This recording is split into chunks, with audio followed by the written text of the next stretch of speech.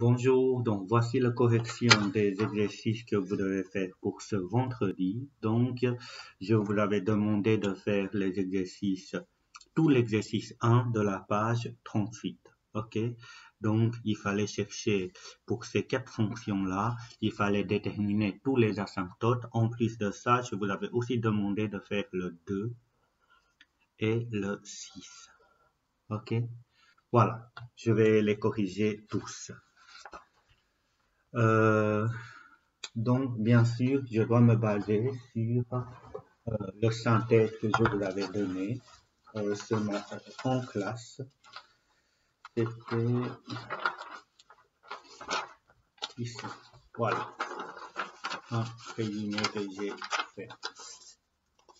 Un résumé que j'ai fait là, que vous avez aussi reçu. Donc, d'abord, pour la fonction, donc le E, donc pour la fonction f de x qui est égale à x carré plus 1 sur x carré moins 1. Donc, pour cette fonction-là, je vais d'abord commencer par chercher donc des asymptotes verticales. Et pour l'asymptote verticale, on doit commencer par donc les conditions d'existence. Donc, la condition d'existence me dit que x carré moins 1, ça doit être différent que 0. OK?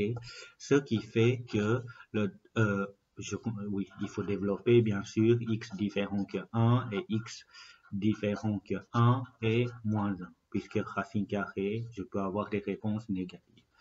Du coup, le domaine de la fonction, c'était tous les réels sauf 1 et moins 1. OK? Une fois j'ai des valeurs que j'ai exclues du domaine, étape 2, je dois calculer limite x tend vers ces valeurs. Donc, je dois chercher limite x tend vers 1 de x carré plus 1 sur x carré moins 1 et limite x tend vers moins 1 de x carré plus 1 sur x carré moins 1. Donc là, si je remplace par 1, je vais avoir 1 au carré 1 plus 1, 2, 1 au carré 1 moins 1, 0. Donc là, j'ai qu'à 2. Et ici, moins 1 au carré, ça fait quand même 1, plus 1, j'aurai 2, et moins 1 au carré, ça fait 1, moins 1, ça fait 0. Donc j'ai qu'à 2. Du coup, là, avant de continuer, je sais bien il va avoir une asymptote verticale en 1 et moins 1. Ça, c'est déjà sûr. Maintenant, qu'est-ce qu'il faut faire? Étape 3, comme c'était le cas 2, on doit établir le tableau de signes pour voir les comportements à droite et à gauche de l'asymptote. Des asymptotes ici. OK? Donc, le tableau de signes. Donc, on va avoir x carré plus 1, x carré moins 1, et après, il faut des racines. Pour le numérateur, on sait bien que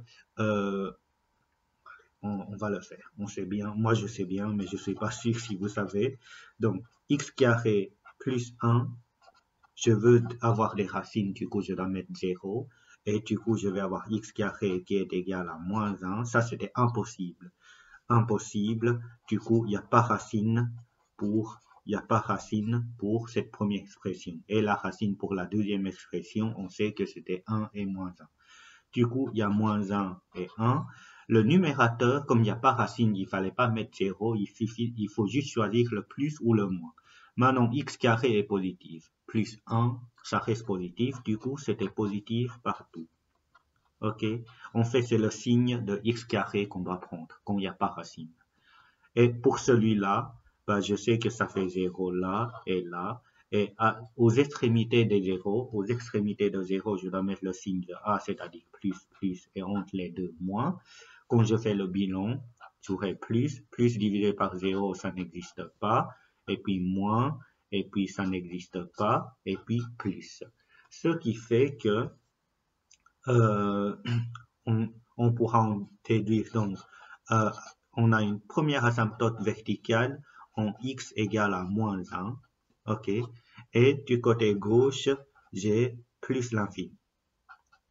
Du côté droite de moins 1, g moins l'infini. Et on a une deuxième asymptote verticale, donc en x égale à 1. Du côté gauche, g moins l'infini, et du côté droite, g plus l'infini. Ok, ça c'était donc pour les asymptotes verticales de cette fonction-là. Maintenant, des asymptotes horizontales ou obliques. Là, on doit regarder le degré on doit vérifier si on a l'une ou l'autre. Donc, le degré du numérateur, c'était 2, c'est une couleur. Donc, le degré du numérateur, c'était égal à 2. Et le degré du dénominateur, c'était égal à 2 aussi. Du coup, là, on est dans le cas, le degré du dénominateur est plus grand ou égal au degré du degré du dénominateur est plus grand ou égal au degré du numérateur. Donc, on a une asymptote horizontale, du coup, pas asymptote oblique. Donc, asymptote horizontale, oui, je vais la chercher.